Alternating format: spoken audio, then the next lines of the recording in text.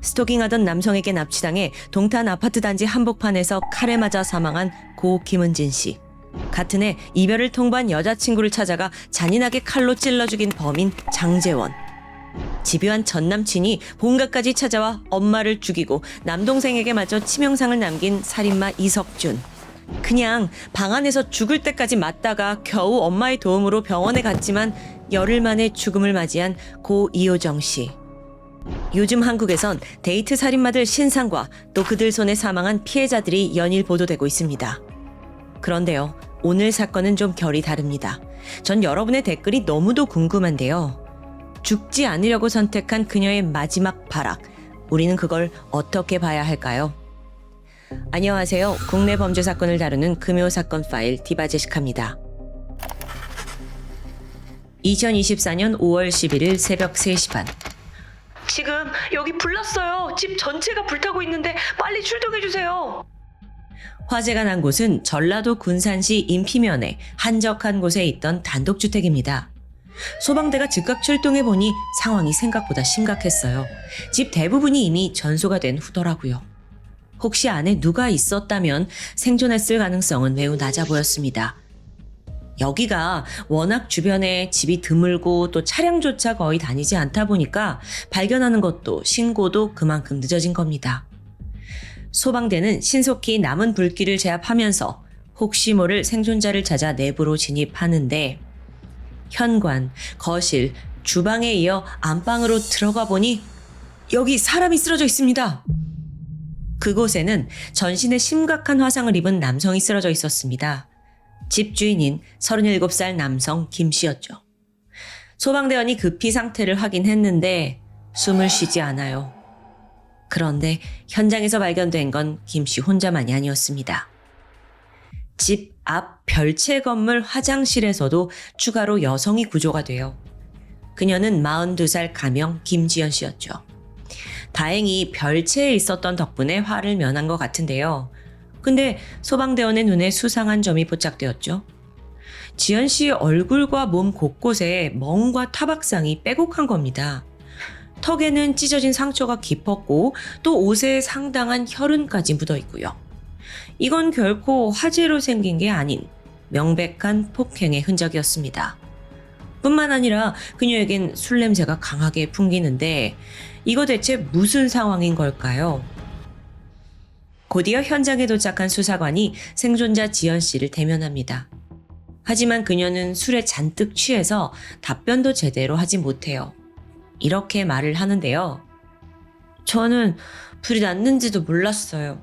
열기도 못 느꼈고요. 소방관이 오길래 왜 왔지? 했는데 뒤에 보니까 연기가 나더라고요. 술도 술이지만 다른 건물에 있어서 몰랐던 걸까요? 다행히도 현장 인근에서 CCTV가 발견됩니다. 이게 집 외부에 부착되어 있었는데 다행히도 화재에 녹지 않았던 거예요. 경찰은 신고가 접수된 새벽 3시 37분을 기점으로 시간을 돌려봤죠. 그러자 충격적인 진실이 드러납니다. 새벽 2시 35분, 집 안으로 지연 씨가 들어가는 게 포착돼요. 약 10분 뒤에 그녀가 다시 나왔는데 바로 이때 집안에서 붉은 빛이 새어나오는 거예요. 그때 불이 난 거죠. 근데요, 지연 씨는 현장을 떠나지도 않았고 또 신고하지도 않았습니다. 그저 현관에서 서성이면서 안쪽을 살펴보고 있던데 지연 씨는 생존자가 아니라 김 씨를 살해한 방화범인 거죠. 그런데 영상을 좀 더 앞으로 돌려보던 중 경찰이 더 충격적인 걸 발견합니다. 그녀가 집에 오기 10분 전 새벽 2시 24분쯤에 집 뒤에 있는 비닐하우스에서 라이터로 불을 지르려고 한 정황까지 발견된 겁니다. 이게 1차 범행 시도인 거예요. 근데 어째서인지 불이 잘 붙지 않았고 실패로 돌아가고 말아요. 이후에 집에 와서 끝내 방화를 저지른 거고요. 자, 여기서 우린 무엇을 추정할 수 있을까요? 이렇게 방화를 미리 시도했다는 건 피해자를 반드시 죽이겠다는 강력한 사리를 가지고 있다는 거 아닐까요? 여기까지 파악한 경찰은 즉각 지연 씨를 체포했고 사건 경위를 추궁합니다. 그러자 그녀는 생각지 못한 대답을 내놔요. 그 불이 꺼졌으면 제가 죽었어요. 이 말을 선뜻 이해하기 힘들었는데 오늘 사건의 전말을 쭉 들어보시면 어느 정도 이해가 될 수도 있습니다. 먼저 지연 씨 과거를 살펴볼 필요가 있습니다. 그녀는 전북 익산의 작은 동네 출신이에요. 꽤 불우한 어린 시절을 보냈죠. 아버지는 가정폭력을 일삼았는데 틈만 나면 어린 딸이 보는 앞에서 아내를 폭행했습니다. 견디다 못한 엄마는 지연 씨가 초등학생이 됐을 무렵 집을 떠나버려요. 그때부터 지연 씨는 아버지와 단둘이 살았는데 아버지는 딸에게 전혀 관심이 없어요. 끼니도 챙기지 않았고 그녀는 굶는 날이 허다했습니다. 그러다 보니 지연 씨는 학교에서도 좀 성격이 어둡고 소극적인 사람으로 자라게 되어 친구들과 잘 어울리지 못하고요. 그 외로움을 달래기 위해 일찍이 10대 때부터 술에 손을 대기 시작하는데요. 겨우 고등학교를 졸업한 뒤에는 공장에 취직을 했지만 그마저 오래 버티지 못하고 그만둡니다. 이후에는 친척이 빌려준 작은 집에서 기초생활 수급비를 받으며 생활해왔어요. 20대 시간의 대부분을 거의 집안에서 고립된 채 술로 보냈죠. 그렇게 시간이 흘러 2017년 지연 씨가 35살이 됐습니다. 더 이상 이렇게 살 수만 없잖아요. 그래서 그녀는 먼저 알코올 중독에서 벗어나야겠다라고 생각하고 노력합니다. 실제로 2017년 9월부터 약 2년간 병원 치료를 받게 되는데 비록 완벽하게 술을 끊은 건 아니었지만 중독 증상이 다소 호전되는 정도였어요. 그렇게 치료가 어느 정도 끝나고 2019년 여름 지연 씨의 인생을 뒤흔드는 사건이 발생합니다. 당시 그녀는 돈을 벌기 위해 노래방에서 접객 일을 했는데 우연히 손님으로 왔던 김 씨를 만난 겁니다. 지연 씨는 그에게 한눈에 반했고 머지않아 두 사람이 연애를 시작해요. 연애 초기 김 씨는 상당히 든든한 남자친구였습니다. 내가 늘 널 지켜주겠다 라고 약속을 했고 실제로도 자상하게 챙겼고요. 하지만 그 행복이 오래가지 못하는데요. 김 씨가 갈수록 지연 씨를 통제하려 들었던 겁니다. 너 다른 사람 만나지 마. 야, 너 나가지 말고 집에만 있어. 야, 너 치마도 입지 마. 그래요, 이 정도 좀 한심한 간섭이긴 하지만 사랑에서 나오는 거라고 이해하려 합니다. 근데 더 큰 문제가 있었어요. 그건 바로 주치폭력인데 이 김 씨가 술만 마시면 지연 씨의 전 남친 이야기를 꺼내면서 막 화를 불같이 내는 거예요. 심지어 손찌검까지 서슴지 않았고요. 이때부터 연애는 갈수록 지옥으로 변하게 돼요. 물론 그녀는 김 씨에게서 벗어나려고 발버둥 쳤죠. 실제 2019년 7월부터 2023년 4월까지 무려 4년간 31번이나 경찰에 신고한 기록이 있습니다. 그러니까 맞은 적도 있고 싸운 적도 있고 막 여러 건이에요.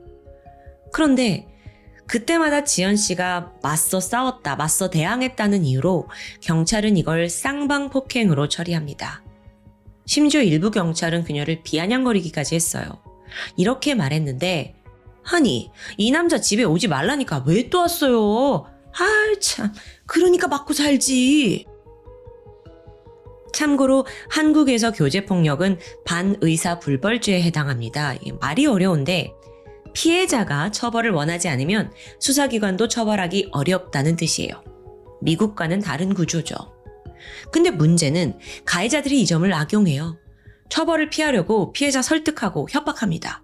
또 신고를 하면 앙심을 품고 보복하는 일도 빈번하고요. 김 씨 역시 마찬가지였어요. 신고를 하면 지연 씨를 때리는 폭행 수위가 점점 높아지는 거예요. 급기야 2022년 9월에는 말다툼 도중에 그가 지연 씨 뺨을 때리고 목을 졸랐습니다. 또 왼쪽 눈을 6차례 주먹으로 가격하고 복부를 걷어차요. 하지만 이건 시작에 불과했죠. 8일 뒤인 9월 30일입니다. 그날 지연 씨는 남자친구 집에서 술을 한 잔 마시고 있었어요. 이제 자리를 좀 정리하고 집으로 돌아가려던 그때 갑자기 김 씨가 폭주합니다. 막 때려요. 왜 때리냐? 나한테 허락도 없이 네가 감히 집에 가는 걸 왜 결정해? 이 이유였어요. 오만 욕을 하면서 목을 조르고 바닥에 쓰러뜨린 후에 얼굴을 수차례 내리쳤죠. 결국 지연 씨는 얼굴뼈가 부러져서 병원으로 이송됩니다. 당시 진단서를 보면 상태가 얼마나 심각했는지 알 수 있어요. 이번에는 오른쪽 눈이 집중적으로 가격당해서 거의 시력을 잃을 뻔했거든요. 또 하마터면 뇌출혈로 사망했을 거다라는 의사의 소견도 적혀 있습니다. 그런데요, 여러분, 지옥은 여전히 끝나지 않았습니다. 10월 22일 밤, 야, 이 미친년아! 김 씨가 또 폭발해요. 그 이유가 뭐였냐고요? 지연 씨가 자기 허락도 받지 않고 안방에 누웠다는 거예요. 그는 여자친구의 머리채를 잡고 바닥에 끌어앉히더니 뒤에서 목을 사정없이 조르기 시작합니다. 그러면서도 주먹으로 머리를 때리고 또 분이 풀리지 않았는지 주방에서 칼을 가져와서 막 상해를 입혀요. 지연 씨가 비명을 지르니까 김 씨는 그걸 보면서 재밌다는 듯 비웃는데요. 잠시 후 태연하게 담배를 꺼내 물더니 그걸로 지연 씨의 복부를 고통스럽게 했죠. 그러던 2023년 5월 8일입니다. 그날 역시 지연 씨는 남자친구 집에 새벽까지 함께 있다가 술을 마시게 됩니다. 사소한 말다툼이 시작됐고 그게 폭행으로 이어졌고 또 평소보다 더 격분한 김 씨의 반응에 결국 지연 씨가 나는 안 되겠다, 도망가야겠다 싶어서 익산에 있는 고향에 있는 본가로 도망쳐요. 물론 거기 있던 아버지 역시 어릴 적 가정폭력을 저질렀던 사람이었잖아요. 근데 이 남자친구의 소나기에서 벗어나려면 갈 데가 거기밖에 없던 거죠. 그런데 며칠 후에 지연아, 여기 있었어?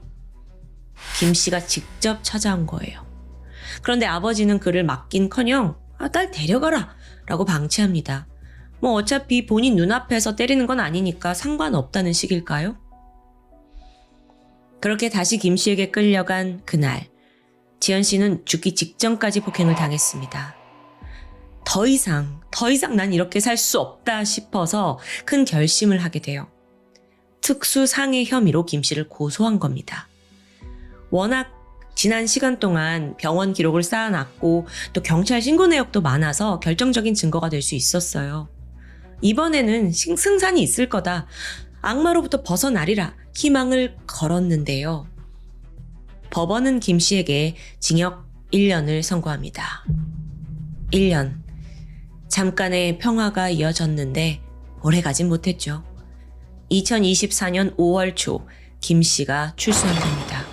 그리고 일주일 만에 친척 핸드폰으로 지연 씨에게 전화를 걸어요. 자기야, 내가 미안해. 나 반성 진짜 많이 한 거 알지? 보고 싶어. 나 2번 다시 안 때릴게. 내 집으로 오면 안 돼? 만나서 사과를 하고 싶다는 거예요. 그러면서 지금 집에 친척도 같이 있으니까 우리 둘만 있는 거 아니니 안심하고 집에 오라고 꼬신 거죠. 지연 씨는 마음이 복잡했습니다. 만약 안 간다고 하면 김 씨가 또 자기 집으로 찾아와서 해코지할지도 몰라요. 또 한편으로는 이미 1년이나 감옥에 있었으니 혹시 연애 초기에 그 다정했던 모습으로 돌아왔을지도 모른다. 그 기대감도 있죠.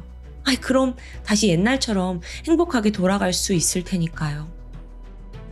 여러분, 이게 바보 같은 기대라고 생각하실 수도 있지만 실제로 김 씨는요, 복역하는 내내 구구절절 사과의 편지를 계속 보내왔습니다.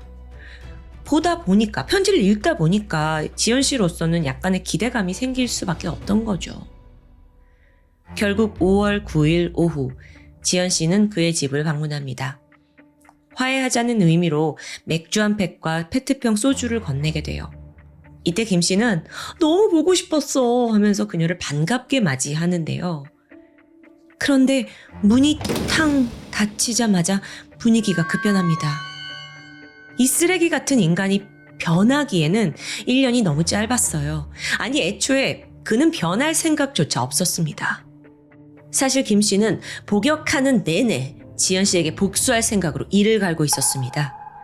출소만 하면, 그녀가 우리 집으로 들어오기만 하면 내가 복수의 기회를 절대 놓치지 않으리. 이렇게 다짐했던 거예요. 그래서 그녀가 집에 오고 이틀 동안 술을 계속 마셔요. 그러면서 지난 1년간 눌러왔던 분노를 드디어 터뜨리기 시작했죠. 미친 듯이 여자친구를 폭행합니다. 그러면서 이렇게 말해요. 내가 너 때문에 감옥에 간 거야. 네 년 때문에. 너 이거 어떻게 책임질래? 넌 맞아야 돼. 근데 지연 씨는 이런 걸 상상했던 게 전혀 아니잖아요. 그래서 막 비명을 지르면서 제발 살려달라고 애원을 했죠. 근데 김 씨의 주먹질, 발길질, 폭행이 멈추지 않습니다. 얼굴이 여기저기 찢어지고 부어오르고 온몸에 시퍼런 멍이 들고 또 배를 가격당해서 제대로 펴지도 못해요. 그렇게 이틀이 지나고 5월 11일 새벽 2시. 김 씨는 이제 완전히 만취한 상태로 또 마지막 지연 씨를 폭행합니다. 아니 그냥 이게 일상이고 재미예요. 그렇게 한참 난동을 부리다가 결국 제풀에 지쳐 잠이 드는데요. 지연 씨는 그 틈을 놓치지 않았습니다.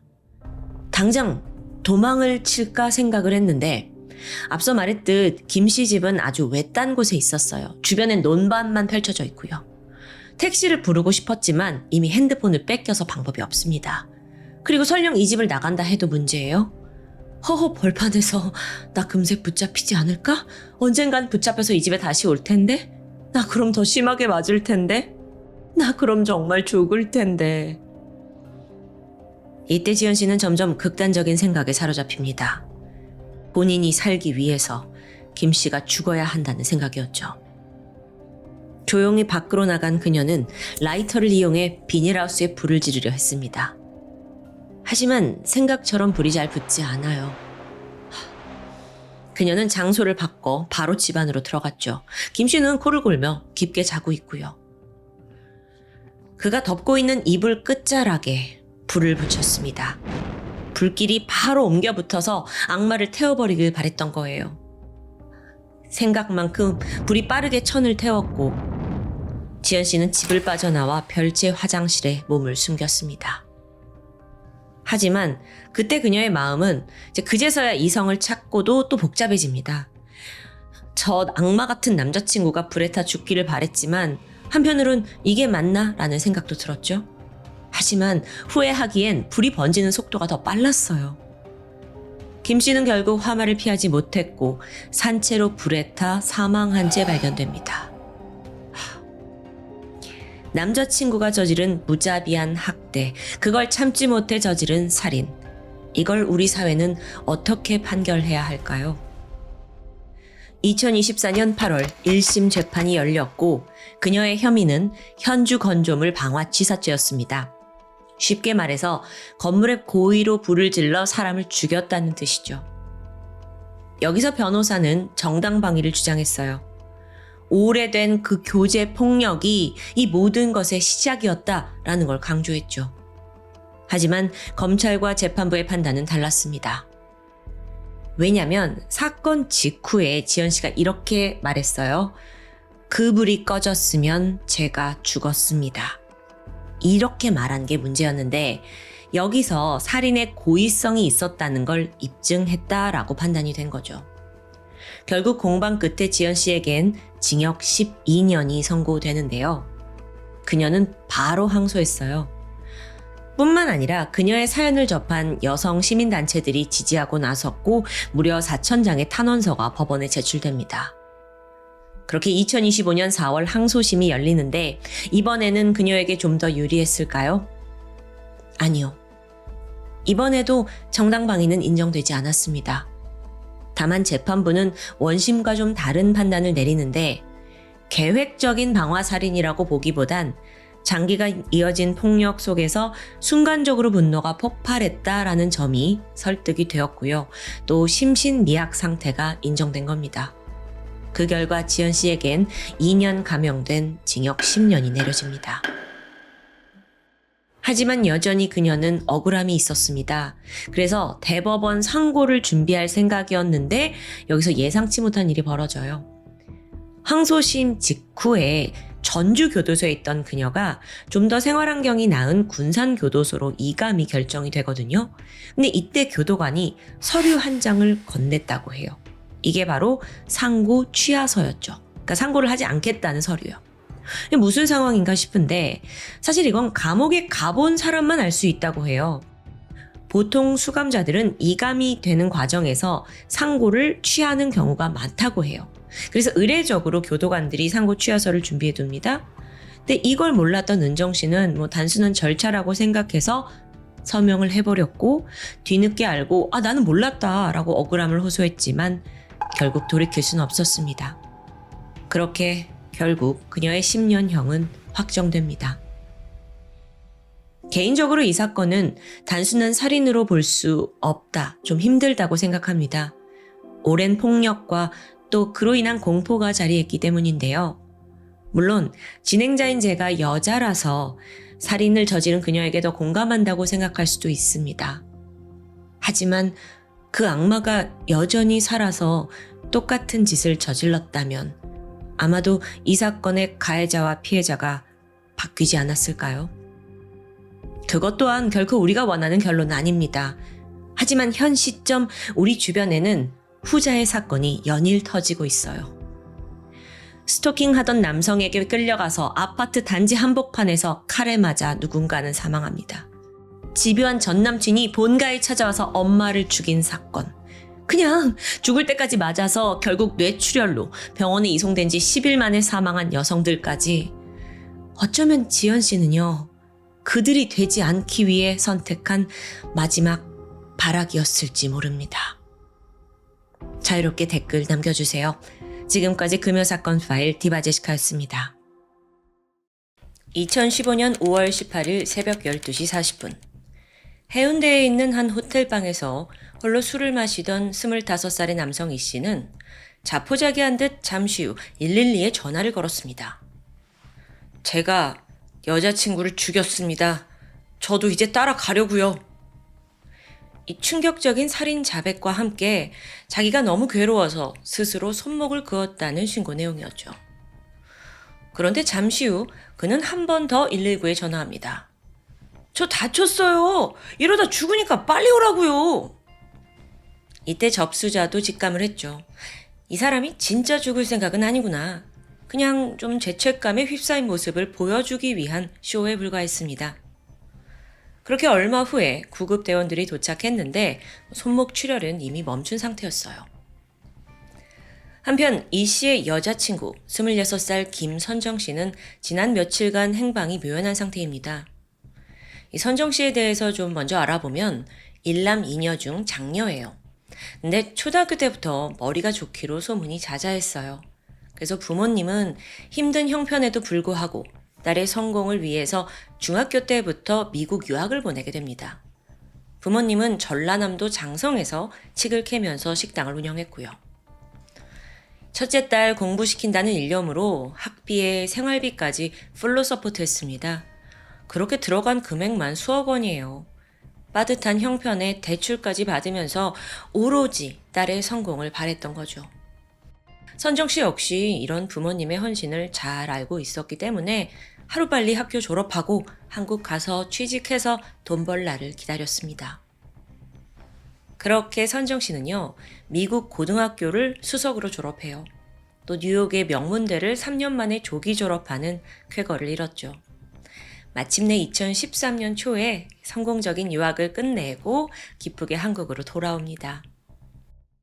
이때 그녀는 좀 워낙 오랫동안 가족들과 헤어져 살았잖아요. 그래서 바로 취직을 하기보다는 좀 한두 해 가족들과 더 시간을 보내고 싶었어요. 동시에 동생들의 학비를 벌어야 했기에 부산에서 영어 강사 일을 시작했고요. 그 와중에 학원이 쉬는 날이면 부모님 고향으로 와서 식당 일을 도왔습니다. 그러던 어느 날 선정 씨의 학원에 이 씨가 등장합니다.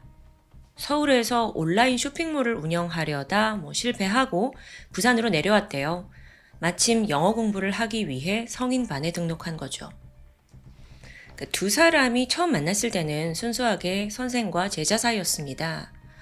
하지만 나이도 1살 차이밖에 안 되니까 두 사람은 점점 서로에게 관심을 보였고 이내 연인 관계로 발전합니다. 당시 주변인들은 이 씨가 다정하고 자상한 사람이다 라고 기억해요. 하지만 그의 실체는 전혀 달랐죠. 교제한 지 몇 달 만에 두 사람은 동거를 시작하게 됩니다. 근데 이때부터였어요. 이 씨의 숨겨진 폭력성과 집착이 드러난 거죠. 혹여 선정 씨가 연락이 조금이라도 늦거나 또는 귀가가 늦어지면 무턱대고 야, 너 다른 남자랑 놀아놨냐? 이렇게 의심을 해요. 처음에는 질투심이 좀 강한가 싶었는데 그 의심이 점차 확신이 되더니 결국 선정 씨에게 폭력을 휘두르기 시작합니다. 그 강도도 날이 갈수록 심해졌어요. 그래서 이 일로 얼굴이 막 다 멍이 들고 부어올랐죠. 그때 마침 친구와의 통화에서 내가 이 모습을 학생들한테 어떻게 보여줘, 어떻게 생각될지 모르겠어. 걱정을 토로할 정도였습니다. 그런데요, 이 씨란 남자가 무자비한 폭행을 한 후에 지가 좀 화가 누그러들면 180도 돌변해요. 막 눈물을 줄줄 흘리면서 잘못했다, 다시는 그러지 않겠다 막 싹싹 비는 겁니다. 그럴 때마다 선정 씨는 마음이 약해져서 사과 받아주고 그를 용서해줬죠. 하지만 이 씨의 반복적인 폭행을 계속 견디기는 힘들었습니다. 어느덧 두 사람의 관계는 악순환에 빠지게 돼요. 그러다 마침 기회가 찾아왔습니다. 선정 씨가 꿈에 그리던 대기업 취직에 성공한 거예요. 이름만 들어도 아는 좋은 회사였고 또 고액 연봉이 보장되는 자리였죠. 선정 씨는 드디어 부모님에게 진 그 마음의 빚을 갚을 수 있겠구나. 또 얼마나 자랑스러워 하시겠어요. 설레어 했죠. 첫 월급 받으면 아빠한테 500만 원을 드릴 거다라는 이야기도 친구에게 했고요. 기특하죠. 거기에 더해 근무지는 서울입니다. 자연스럽게 서울로 거처를 옮기면서 이 남자친구 이 씨와의 관계를 정리할 수 있으리라 기대한 거예요. 그리고 서둘러 이사를 준비하는데요. 하지만 2015년 4월 20일 그때는 선정 씨가 남친과 거의 2년간 동거했던 집을 나왔고 서울로 이사를 한 직후입니다. 근데 동시에 남친이 그녀를 쫓아서 서울로 따라 올라오더니 관악구에 있는 한 오피스텔을 계약해버립니다. 나름 여기서 일자리도 알아보고 여기서 정착할 생각이에요. 이걸 알게 된 선정 씨는 공포에 휩싸였죠? 이렇게라면 도저히 이 사람에게 도망칠 수 없는 거잖아요. 그래서 고민을 하던 그녀는 이 관계 완전히 청산해야겠구나 싶어서 정말 마지막으로 이 씨를 직접 마주하기로 결심합니다. 5월 2일 늦은 밤, 선정 씨가 이 씨의 집을 찾았습니다. 당시 그는 술에 취해 있더라고요. 선정 씨가 조심스럽게 우리 헤어지자라는 말을 꺼내면서 두 사람 사이에 말다툼이 벌어집니다. 처음 이 씨는 그녀를 달래보려 했습니다. 내가 서울까지 왔지 않냐. 우린 행복해질 수 있다. 눈물로 애원하면서 동정심을 일으켰어요. 하지만 이미 지금 서울에 자리 잡고 직장까지 확정된 마당에 선정 씨는 쉽사리 넘어가지 않았습니다. 그런데 순간 자신의 통제를 벗어나려는 그 선정 씨 모습에 이 씨는 분노가 치밀었어요. 니까짓 게 취업 좀 했다고 날 버릴 수 있어? 이성을 잃더니 또 폭력을 휘두릅니다. 무자비하게 발로 찼어요. 그러니까 선정 씨가 쓰러졌죠? 그날 이 씨의 악력은 평소와는 많이 달랐어요. 점점 숨쉬기가 힘들어졌고 몇 분 후 선정 씨는 끝내 숨을 거두게 됩니다. 그리고 다음 날인 5월 3일입니다. 이 씨는 회사에 하루 휴가를 내요. 그리고 내내 싸늘한 시신이 된 여자친구와 한 방에 있었는데요. 잠시 후 그는 시신을 비닐에 한번 싸고 다시 이불로 감싸둡니다. 근데 언제까지 이렇게 방에 둘 순 없잖아요. 미친 듯이 막 인터넷 검색을 하더니 시신을 처리할 방법을 찾아 헤맸죠. 그러던 중에 시멘트를 이용해 안매장하는 방법. 이게 딱 눈에 들어왔어요. 그래 이거야. 냄새도 완전히 차단하고 사람들 눈에도 절대 띄지 않을 완벽한 방법이었습니다. 그리고 순간 또 충북 제천시 금성면에 있는 한 외딴 야산이 떠오른 거예요. 여기가 과거 선정 씨와 함께 간 적이 있기도 하거든요. 막 숲풀이 우거져 있어가지고 인적이 아주 드물어요. 또 거기 주민도 거기 되게 한적한 곳이다 이런 귀뜸을 해줬고요. 추후에 경찰이 이제 시신을 찾기 위해서 이 현장을 찾았을 때도 유기 장소를 찾는데 꽤 애를 먹었다고 해요. 그래서 그 당시에 주민들의 도움을 받아야 했을 정도죠. 그러니까 이제 범인 입장에서는 정말 완벽한 장소입니다. 안매장하기에요. 그래서 다음 날인 5월 4일 이 씨는 일단 회사에 출근을 해요. 그리고 의심을 피하기 위해서 막 일을 처리하고요. 이어서 이제 금요일이었잖아요. 그러니까 다음 주 월화 이틀간의 휴가를 신청했죠. 5월 5일 일요일 범인은 신림역 인근 렌터카 업체에 가서 카니발 차량을 빌렸습니다. 이후 철물점으로 갔고요. 20리터짜리 대형 물통 6개, 그리고 시멘트를 섞어야 하니까 고무 대야 2개, 대형 석쇠 8개를 구매합니다. 집으로 돌아온 후에는 선정 씨의 시신을 여행 가방에 넣었어요. 그리고 차에 옮겨 싣는데 마침 이 모습은 이웃 주민에 의해 목격됐죠. 그는 2시간 동안 차를 몰았고요. 자신이 미리 봐둔 금성면의 야산에 도착합니다. 자, 일단 바로 일을 진행한 건 아니었고요. 먼저 인근 모텔에서 이틀간 숙박을 결제했습니다.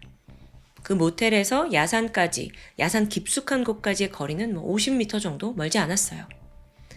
이 씨는 40kg짜리 시멘트를 어깨에 이고 걸어서 이동합니다. 그리고 이틀에 거쳐서 거의 무릎까지 오는 1m 깊이의 구덩이를 파요. 그런데 그의 계획은 굉장히 구체적이었죠. 이 구덩이를 더 견고하게 만들기 위해서 벽면에 다 시멘트를 바르게 됩니다. 5월 7일 화요일, 이 씨는 이 유기장소를 만드는 모든 작업을 끝냈고요. 드디어 마지막으로 여행 가방을 끌고 산으로 올라갑니다. 우선 가방을 구덩이에 밀어 넣은 후에 다시 시멘트로 그 위를 꼼꼼히 덮었고 마지막 흙을 덮습니다. 아니 그랬더니 정말 모든 게 감쪽 같았어요. 누가 저 밑에 시신이 있다고 믿겠냐고요. 그러면서 잠깐의 안도감이 몰려왔죠.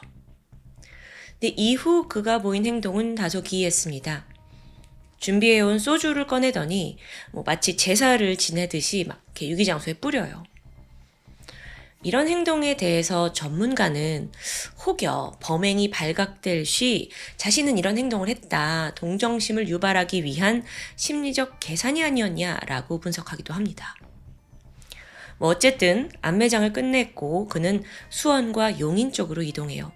뭘 처리해야 했냐면 그 범행에 사용한 삽, 고무 대야 다 여기저기에 버린 거죠. 치밀하게 범행의 흔적을 지워나간 겁니다. 그리고는 경찰의 수사를 따돌려야 하잖아요. 지금 선정 씨가 실종된 상태일 테니까 바로 잠적해버려요. 행동을 조심하는 듯 보이기도 하지만 그러면서도 친구들과 여행도 가고 친구들 불러서 술을 마시는 고삐 풀린 모습도 보였습니다. 한편 선정 씨가 사라졌다는 사실을 최대한 감춰야 해요. 그래서 이 씨가 그녀의 핸드폰을 가지고 선정 씨인 척 가족들에게 막 문자를 보냅니다. 아이러니하게도 그가 처음 선정 씨 아버지에게 문자를 보낸 건 5월 8일 어버이날이었어요. 사실 그는 선정 씨 말투를 너무 잘 알고 있습니다. 자주 사용하는 이모티콘까지요. 그래서 문자는 순조로웠죠. 약 50차례가량 문자를 주고받았지만 아버지도 의심을 하지 못했다고 해요. 이 씨의 계획은 치밀했고 또 그의 입장에선 문제가 없는 듯 보입니다. 그런데 선정 씨를 살해한 지 11일째인 5월 15일 날 예상치 못한 일이 발생해요. 선정 씨 회사에서 자진 퇴사에 대한 내용 증명과 또 손해배상 청구서를 본가에다가 보낸 겁니다. 그러니까 아버지가 받은 거예요? 아버지가 이게 뭐야?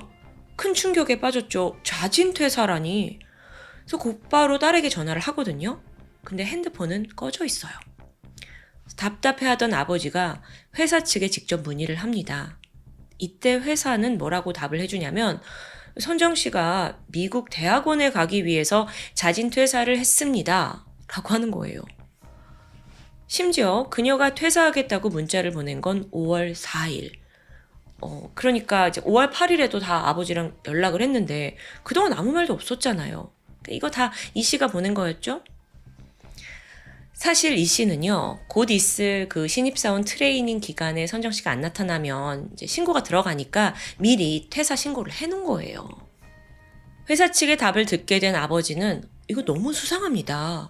아니 5월 초까지만 해도 딸이 취업에 막 들떠 있었는데 또 매일같이 연락도 했는데 퇴사했단 말 없었는데 근데 왜 전화는 안 받지? 왜 문자는 없지?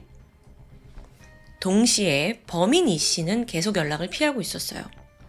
하지만 가족은 이미 실종을 눈치챘고요. 경찰 수사가 진행이 되면서 가장 가까운 이 씨가 용의선상에 오르는 건 자명한 일이었습니다.